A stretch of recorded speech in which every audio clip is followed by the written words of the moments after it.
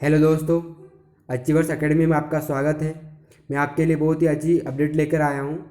जिन candidate ने विद्युत विभाग के आईए का एग्ज़ाम दिया था और फेज़ 1 में सेलेक्ट हुए थे, उनका टाइपिंग टेस्ट जो है वो 10 जनवरी 2022 को जयपुर में रखा गया है। तो आपके पास इस तरह का मैसेज आएगा। जिनका सिलेक्शन हुआ, मेरे पास भी इस तरह का मैसेज आया है। तो टाइपिंग टेस्ट जो होगा वो हिंदी और इंग्लिश दोनों के लिए होगा। 15-15 मिनट के होंगे और आपको मिनिमम जो टाइपिंग स्पीड रखनी होगी वो 20 वर्ड्स पर मिनट रखनी होगी। ये जो टेस्ट होगा टाइपिंग टेस्ट, वो नेचर में क्वालिफाइंग होगा, लेकिन जो मेरिट लिस्ट बनेगी वो आपके फेज़ 1 के मार्क्स के अकॉर्डिंग ही बनेगी। तो आप इसके लिए प्रिपेयर रहिए और इसी तरह के जॉब अपडेट्स के लिए इस चैनल को लाइक शेयर एंड सब्सक्राइब करें। चाहे वो गवर्नमेंट जॉब हो या फिर प्राइवेट जॉब हो, दोनों तरह के आपको जॉब अपडेट्स मिलेंगे इसके ऊपर। तो इस चैनल को सब्सक्राइब करें। Thank you.